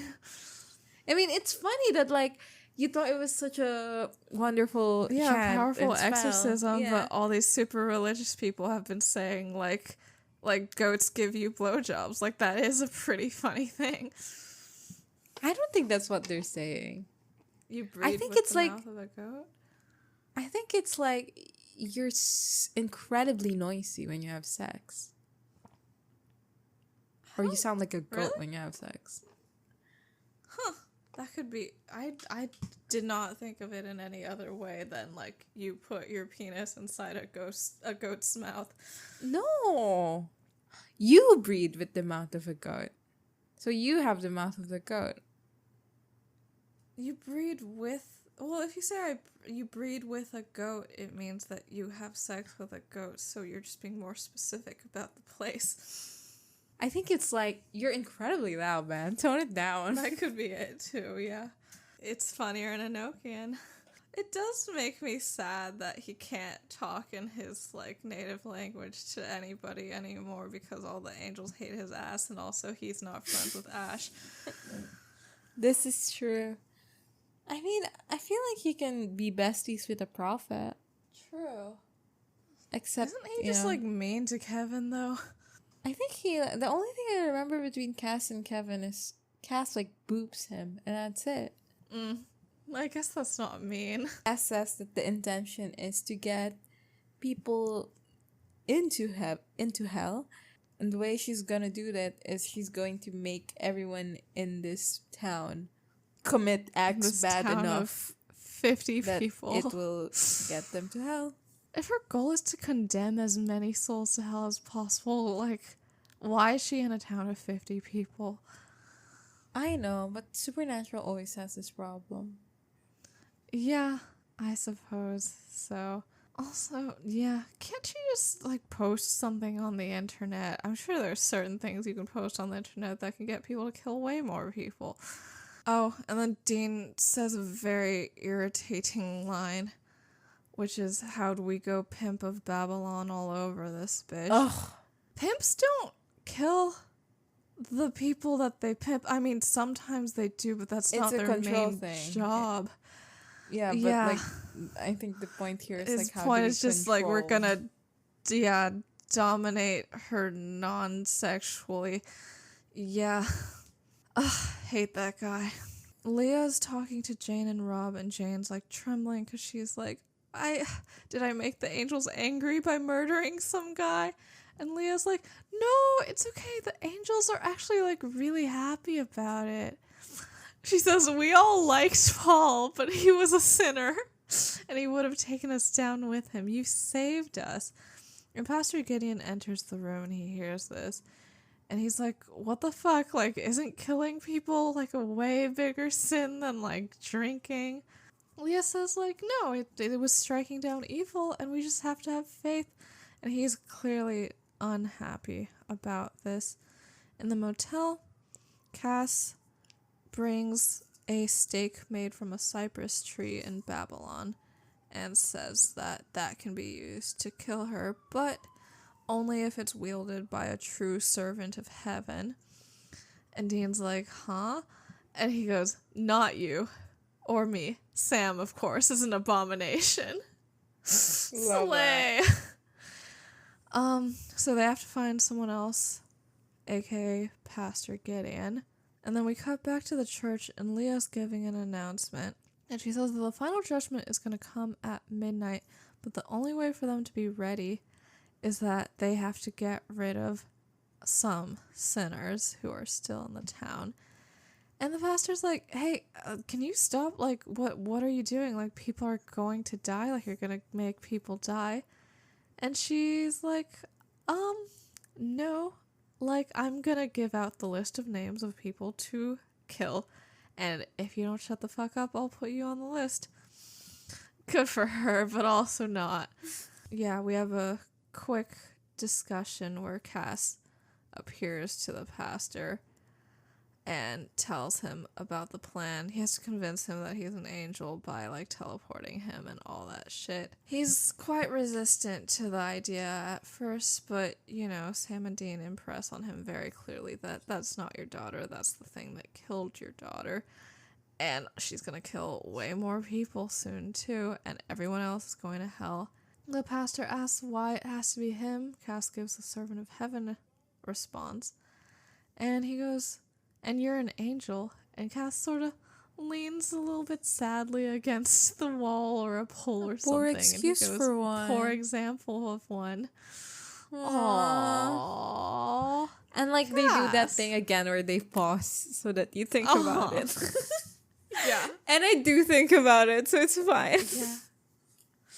Oh, baby. I guess this is obvious, but we do need to point out that the reason Cass is drunk and sad the whole time is because in the last episode he found out that God to Gaff, like, he's been on a bender since last week, I think.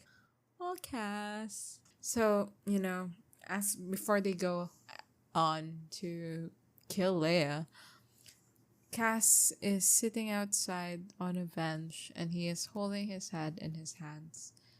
He's got a headache. And Dean, goes up to him holding a bottle of, I think, Tylenol. Mm-hmm. And then he throws it towards Cass, and Cass catches it. And Cass asks how many should he take. And Dean says, well, I mean, for you, probably just the everything. Yeah, Cass goes, thanks. Which I like that. I like that he said thanks. I mean, I don't know. I don't think Cass from half a season ago would say thanks for this. But, Cass a half a season ago would also not be in this situation. So many things have changed for him. And Dean says, yeah, well, the thing is, I'm a big expert on deadbeat dads. So, boo, I get it. Boo, I know how you feel. I'm sick of it. Can we be done with stop? this? Who cares? Can we stop? Is anyone else so fucking tired about Dean's oh, I have daddy issues. Ay, putang ina mo. What's his problem? What is his problem? Is he has daddy issues, but what is his problem? I just really don't think you need to do this every single episode. It really is not the same situation at all. That's God. His relationship with Cass has never really been paternal. You don't have to make it the same thing when it's not the same thing. Well, first of all, he doesn't have to make it the same thing. And then second, the show itself is so insistent that everything is a parallel to Dean, and Dean's primary thing is that he has daddy issues. And so the only way to connect Sam with him also as a character is to do daddy issues. And it's it's so corny, tired, and plain out. We know, we get it. Dean has other problems. And I don't know, we could maybe interpret it as Dean only... I know Cass did it first. He did do the parallels first. It's kind of on him, but... Cass connected it this way before, and maybe in Dean's reflection, this is the most relevant aspect. But also, you don't have to vocalize that. Mm-hmm. You can just be I'm here for you, man. He won't ever say that ever. Yeah. But he can say, we here for you. He would say, ATN, we here for you. It's just, at this point, oh, I get that you're sad because I'm sad too because my dad's kind of horrible. Okay, shut the fuck it's not up. About you, actually. Cass is going through some shit. Yeah, he's about to go into heat later. And if what's it's your about contribution? You, it should also be about Sam, because he was also, as he says in 202, John was my dad too, or some shit. He was my dad too. No, but the thing is, John was like a father to me. But yeah, every time Dean talks about his daddy issues, he should whistle a whistle that will summon Sam Winchester, and Sam would just also be there beside him, also talking the same talking points. Exactly. It should be a tandem. Talking points. Exactly. It would be a back and forth, and it would be a tandem presentation that can only exist if the both of them are there. Cass goes, how do you manage it? And this is the question that would actually be useful to answer. Yes. Dean's oh, we're a mirror to each other. And it's okay, well, how do I deal with the everything? Yeah. That's the thing that he should say, probably. He did answer. He said, I deal with it by being the most misogynistic, horrible man in the world. Yeah, he says on a good day, you get to kill I don't actually want to say it anymore. Yeah, you get to kill a W slur. The W slur. Yeah. But that's, what the fuck is that? What's Like, his problem? I'm excited about killing sex workers. I think killing sex workers is fun and it makes me happy. It makes my life better. Like, that is, what he means. Like, I think what it is to him is he finds the fact that this is the term used so amusing. And, like, that's what all of these are about. So it's not really directly like, it's like, I find this amusing. It's like, wouldn't it be funny if I found this amusing? So therefore I'd say it like it is the thing. You know what I mean? Okay. Like, he's amused by what it sounds like. Yeah, you get to kill a creature that is named a dirty word. Yeah. No, I mean, like, you know how, like, you know how, like, when fucking teenagers, because these are, like, the only people who would willingly do this shit, like, without any fucking thought behind, like, oh, maybe I shouldn't say that. When teenagers are, like, being, like, saying gay shit, and then, like, they're not actually saying gay shit, they're making fun of the fact that, oh, imagine if I said something gay. And, like, this is kind of, I feel like, the vibe of this whole thing, like... Wait, so he's saying, wouldn't it be funny if I said something that was whorephobic? Yeah. Wouldn't it be so fun? Winchester is thinking on that level? Yes, I think so. I think that's... like, wouldn't it be funny if, like, I was trying to say something, but the way it sounded is that it's so horrible? I think that's the thought process. I do not think that is true. It's just like, I don't think Dean would say this, and also like just straight up straight up with the intention that he would, and also I just don't think Julie Siege would write it. Why not? What has Julie Siege done that proves that she wouldn't? I don't think anyone would write it. I think that sex workers are like the most like one of the most looked down upon groups in the US. But to say kill? Yes. There's so many jokes about like politicians who like kill like sex workers, like, oh, the dead hooker and the blah blah blah. Like, that's a joke. Like the dead hooker joke is a joke that like shows up. Oh. Well, that's horrible. Yeah. Okay. Well, yeah. How is it? I'm sorry. Maybe we should gut this out. But, like... Okay. How does the joke work? What do you mean, like, it's a... What does that mean? Like, it's a joke. What does that mean? I think it's, like, people are talking about how it's, like, common for somebody to have sex with a sex worker and then, like, have a moral panic about that and then kill them as a way to assuage their guilt or to prevent this from leaking to the press. And then it, like, they say it in a way that's a funny action to take. How is that like a... What is that? Why? How did it come to be? How did it come to be? I really could not say.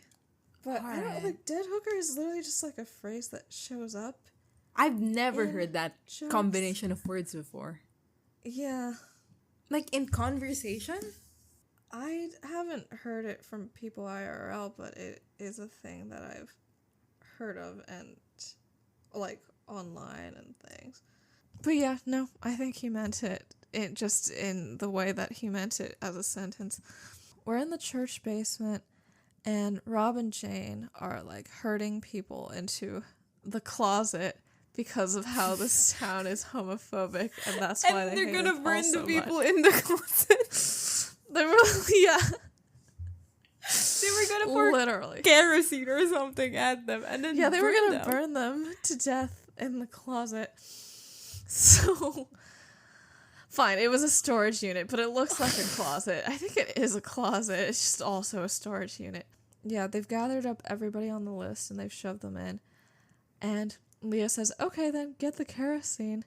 And Jane is like, what? What did she think they were gonna do with those people? But yeah, she's shocked because there are kids in there.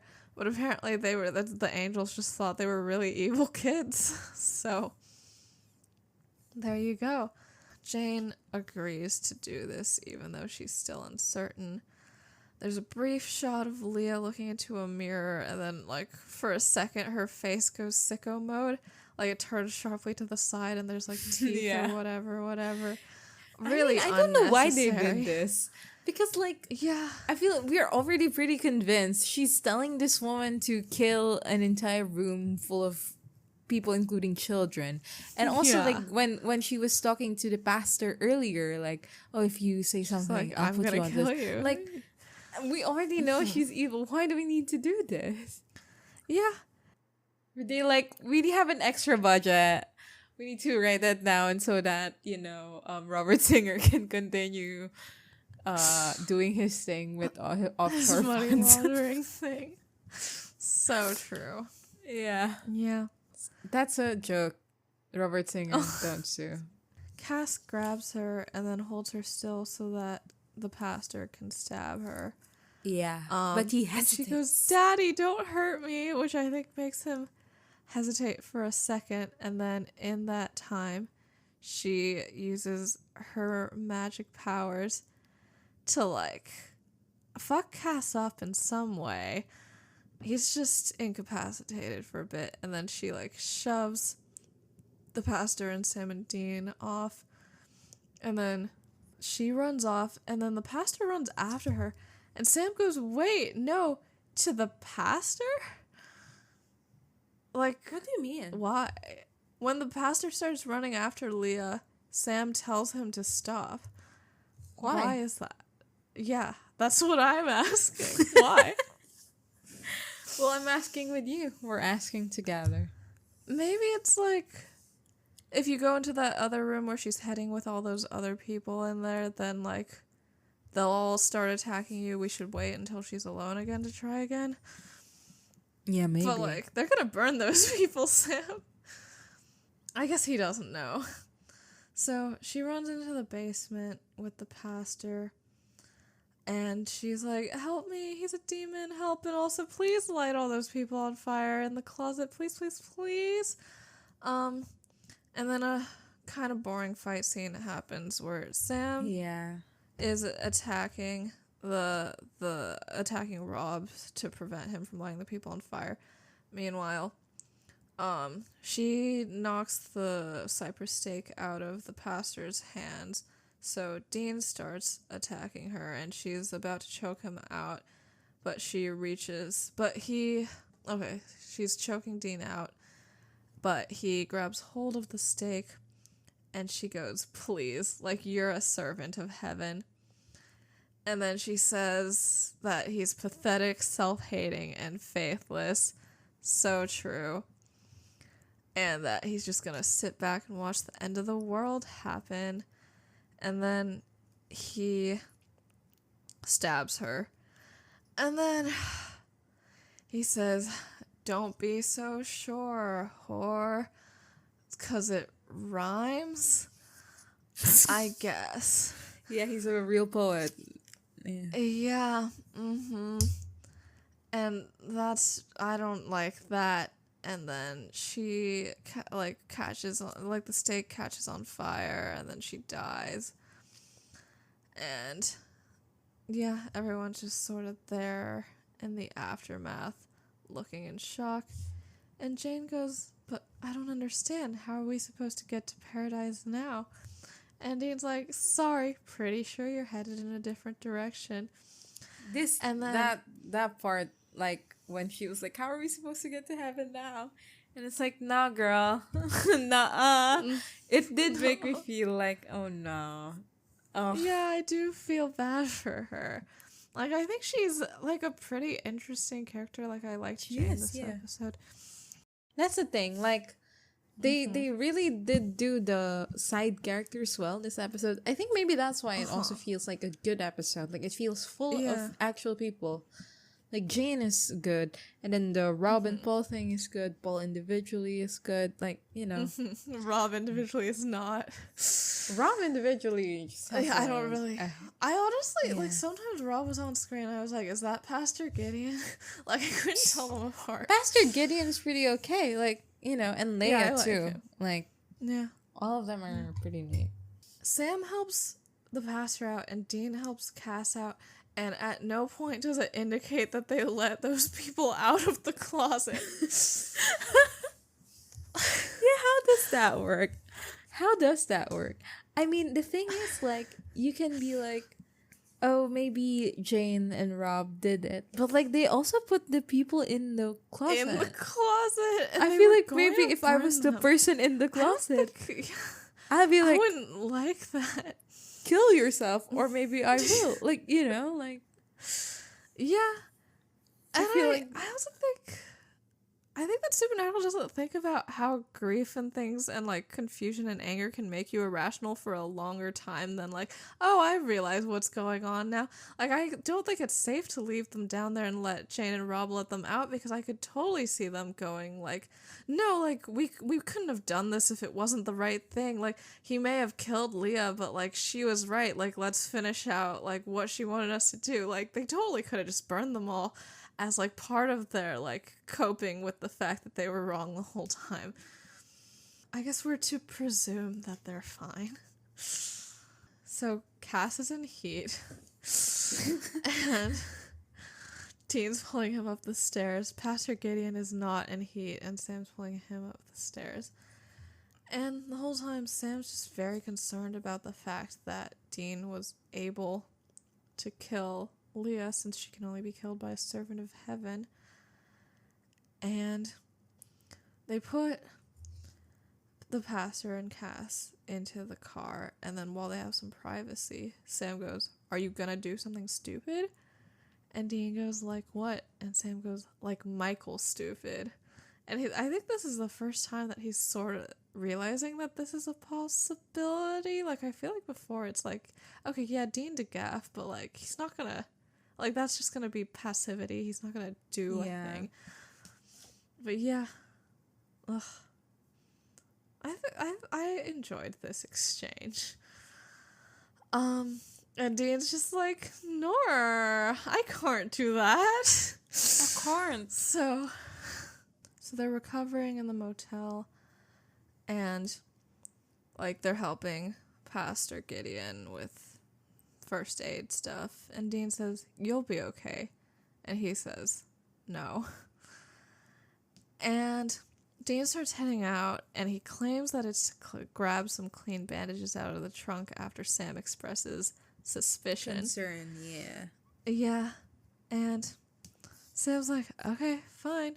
And he keeps tending to the pastor, and then he hears the engine outside, because Dean is driving the fuck off with the Impala. Also, and Sam runs outside and he yells, "Damn it, Dean! Dean!" And crazy, then, love it. Dean is, driving, and then it like does this thing where like instead of just going directly to Lisa's place, Dean is seen driving, and there's like anemic pop is how I would describe it, because that's how Eric Kripke would describe it. And I was like, what are they doing in this show? I thought you hated this, but whatever. And then it goes to Lisa's place. What truly is this scene? Mind-boggling. Like, we have, as I've said, we've seen Lisa once before. One time. In 302. It's been 2 seasons and 15 episodes. It has been basically 3 seasons. So Dean shows up, and Lisa opens the door. Her hair is wavy now. She looks great.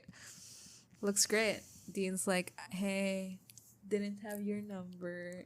But I did have your new address. But I did have your new address for this house that you just moved in. And I think we're supposed to think that he's need to- lying or whatever. Or making About a stupid excuse because all he did was... I don't know. I think we're supposed to think that he, like... Did he have had to her find number. her address and her phone number in, like, I don't know, the yellow pages? Do they still have that? Or something? But he didn't want to call ahead because he was afraid that she wouldn't pick up or she'd say no, so he just drove. Yeah, so that it'd be probably. harder for her to turn him away. And, okay, so, yeah, Lisa's like, it's okay, I'm just surprised. And Dean asks for Ben, and she says he's in baseball. Yeah. Supernatural will look at a list of activities for boys to do. Yeah, what if he wanted to do musical theater? Like, have you considered Exactly. Supernatural? Yeah. What if he could give the most banger rendition of Franklin Shepherd Inc. ever known to man, and we've been robbed of that? Literally. What if he's secretly Ben Platt? Like, who knows? Ben Platt is not that good. No, but his name is Ben. That's the joke I'm Oh, making. sorry. You're right. I'm sorry. I should have. Okay. Very funny. Good job. Thank you. Dean goes, this new house of yours is pretty nice. Be a shame if somebody moved in. What is wrong with him? But Lisa goes, yeah, well, you didn't come all the way here to talk about real estate, right? And yeah, Dean goes, okay, this is what, okay. He goes, I have no illusions, okay? I know the life that I live. I know how that's gonna end for me. Whatever. You know he was rehearsing this shit for hours on the car. I'm okay with that, but I wanted you to know that when I do picture myself happy, it's with you and the kid. And the kid. Honestly, you know Ben's name. You just said it. Like, something so strange about saying "and the kid." Like, it's very emotionally distant when he's trying to, like, say something that's like, I wish to be, like, in a family with you guys. And like, But why is he whatever. telling her this? What There's is the literally point of no telling her point this? to it. No point I think to he it. just like, Just okay, wants let's some sort of catharsis. let's go through the fucking lines. So Lisa's like, okay. Well, she says, wow. And Dean goes, you don't have to say anything. Then why are you here? Why are you here? And yeah, Lisa's like, no, it's okay. Just come in. I'll get you a beer. And then he starts like leaving. He's like, I wish I could, but you have to take care of yourself, Lisa. And she goes, you can't just say that and then leave, which is true. And Dean goes, I'm sorry, I have no choice. And yeah, he says, it's about to get really bad. The next few days, the crap you're gonna see on TV is gonna be downright trippy, scary. But I don't want you to worry. Because Good job doing that. Because I'm making arrangements for you and Ben. He's making arrangements. So he's gonna go there. He's gonna be like, hi, I'm going to say yes to Michael. But Can you make sure that... be nice to Lisa and Ben first? Like, all of their friends and family can die and all that shit, like, whatevs, but, like, can you preserve them in a little glass case somewhere for me? Thank you. But not for me, because I'm gonna be dead. We, as the audience, have seen Lisa once. But I feel like that implies that, like, oh, we have seen Lisa once, but Dean has seen her a lot of times. Dean has seen her twice total. Like, That time when we saw her also, and the week they spent together. That is the total amount of time that he has spent with her. And they're Yeah. treating this like it's like a lost love Like of the a lifetime. greatest love of Like, his this life. is the one that got away. And like, what the fuck is going on? Like, I think the point is just that she's like symbolically representative of his chance to live like a normal life. But I don't think they treat it like that. Like, I feel like the way that it makes sense to me is that she's a symbol. But like, yeah, I really don't know. I mean, he just doesn't really have any friends. Is he gonna make arrangements for Sam and Bobby, or is he just like, oh, they can deal with it? Whatever. Yeah, Bobby can die, it's fine. It's fine. And he goes like, whatever happens, you're gonna be okay. The people I'm gonna see next, they're not gonna get anything from me without agreeing to a few conditions. He really does not have to be this scary and vague when he doesn't want her to worry. And Lisa goes, you just stay an hour. At least say bye to Ben. Does Ben even remember him? No. Like, they'll be like, wow, whenever I think of my good life, I think about it with you and the kid. And then the kid shows up and it's like, oh, we have a guest. Hello. How are you? I don't know you. Like, it's a combination of like Dean doing this thing and also the show treating it as it is, that is so mind-boggling. And then like, Dean goes like, okay, I'm gonna leave now, for real, and then they like kiss, and then there's like a single woman tear that is falling down Lisa's face, and he's like, bye, Lisa, and then he walks away, and then Lisa's crying, and it's like, where is this from? What is it doing? Why is this here? And no one can answer any of these questions. Remember how they wipe her memory because they think she'll never be able to move on and have a normal life if she remembers how hot and sexy Dean was? Yeah. I don't think that's why, but is that why? What do you mean is that why?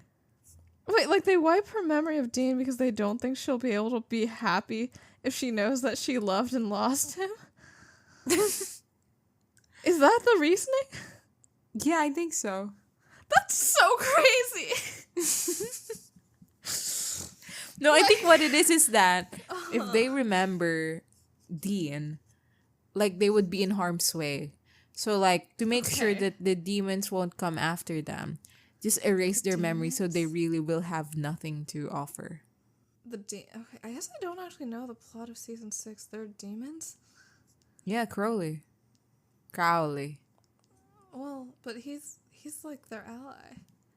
Yeah, but he also kidnapped Kevin. Yeah. And also in season 6, I don't know, it's complicated. I don't know, many things were happening in that season. All right. Well. Oh, also monsters, because like Eve is back up or something. Well, what did we think about this episode? It was I think fine. The concept and the opening were good, and then after that it sort of went off the rails, except that the side characters remained compelling throughout. Yeah. That is the winning glory of this episode. Like, the side characters really are quite wonderful. And they do interesting things with them. Okay, so best line, worst line? I think I liked Cass's poor example of one.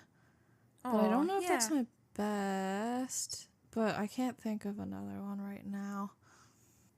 I think I stood up for you in your wedding. I think is indicative of what makes the episode good. So I'll put that there. Yeah. Like the fact that they have inner lives and stuff. Yeah. Oh, and also I really like Paul. Like I really like Paul. So, yeah. What's your worst line?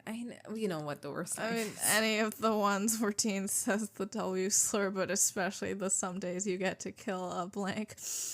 Yeah, well. Spreadsheet. Well, there was misogyny, to be Who'd have sure. found? Many people. Yeah. Fork found in kitchen. what? Because the thing is, the way we rate it, right? You know, every fucking other episode, Supernatural finds a way to escape our ratings in a way that is so fucking like indicative of the ways that we as a duo have, not been putting our best foot forward in terms of fucking rating these episodes.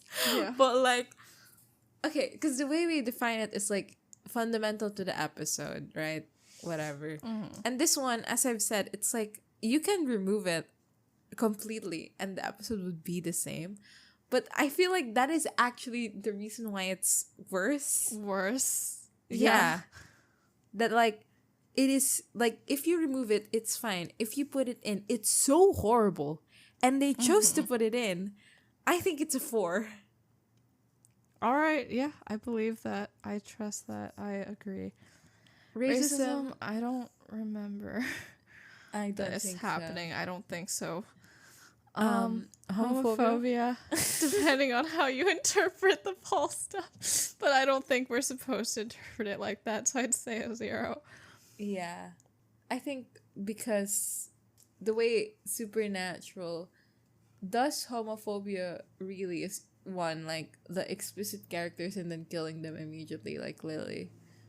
Or the more like making fun of femininity in men kind of situation. Yeah. So like this doesn't really should fall... we even call that homophobia? I we think have so. been calling it homophobia, but you think so? Yeah. I don't know. I feel like the like. I mean, in okay, Whipping it's a Girl, case-to-case Julia- basis. Definitely. Yeah, fair. But like, Yeah. I feel like when we do talk about it, we talk about it with enough like specificity that we can define it in the moment. Yeah. All right. Sounds good. Okay. Okay. IMDb. IMDb. I actually wrote my IMDb rating. Your guess? Like immediately. Oh, but you can't say it yet because I have to say mine first. Yeah. This is the notebook that I'm using for my Supernatural notes that I'm now handwriting because for some reason I wanted to do that. But okay, what's your rating? So true. I wonder if people would be like, it's weird that Dean's saying yes, it's weird that he saw Lisa. Or if they would be like, this is a wonderful conclusion to an arc. I don't know. I mean, I think the plot, if people are here for the Monster of the Week plot, I feel like that was pretty good. Just gonna go with an 8.6. Mine is an 8.8. Okay. Okay, let's see. Oh, it's an 8.3. Ooh, We're okay. far off. What are they saying? Are people just like, Dean wouldn't say yes, he's cool? I think people are confused about Lisa. Well, this person says that they were happy. The first review says that the Lisa scene was the best part of the episode. Yeah. I like that No, the yeah, writers absolutely remembered no Lisa one and said the that, fact like... she has come the closest to being Dean's one. How? How? I mean, did I she guess come close by being the closest to- only person in the list? Cassie is also I here. guess so.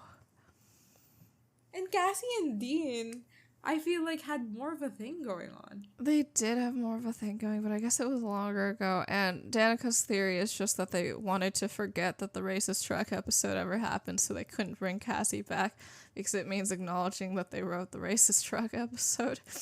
Ugh. They could have got her back. She's a journalist, right? Like, just be like a journalist and then never mention it again. Just say that her and Dean have history. If you need like a child to be in the picture for Dean to have his little family fantasy, like he could have knocked her up. And in fact, he did in the Bad Moon Rising series by Gone_Girl on AO3 Everybody stream. Literally. But yeah, like if that was like his like biological kid, I feel like Supernatural would make it like it would be an even bigger deal. Like it would be a bigger draw for Dean to go back. Like it would have been more interesting. But I guess then they wouldn't have been able to write her out and have Dean go back to hunting the way that he could just ditch Ben. Yeah, he wouldn't just be the stepdad who stepped down. He'd be like the just like his dad or whatever. Yeah. This one says this episode has one of the funniest cast one-liners in the entire run. So true. None of these are really saying why it has a low rating. Like, none of these reviews are cueing me in. I think it's just people probably think it's like fine, but there are episodes that are like fine that rate higher than this. Well, I think that's it for this episode of Busty Asian Beauties. Next week we will be discussing season 5 episode 18, Point of No Return. Leave us a rating or review wherever you get your podcasties. Follow us on socially media. We are on Tumblr at bustyasianbeautiespod.tumblr.com. Our official tag is badpodbpod. What? You say Busty Asian Beauty Pod. It's Busty Asian Beauties. Asian Beauties pod. Yeah. There's two of us. Maybe I'm kicking you out of the podcast and changing for saying podcasty. Yeah. Thanks to everyone who's donated to our Ko-fi at ko-fi.com/bustyasianbeautiespod, which is where our outtakes live, and check out our merch at badpod.redbubble.com. You can email us and whatever bustyasianbeautiespod@gmail.com. See you guys next time. Bye. Bye.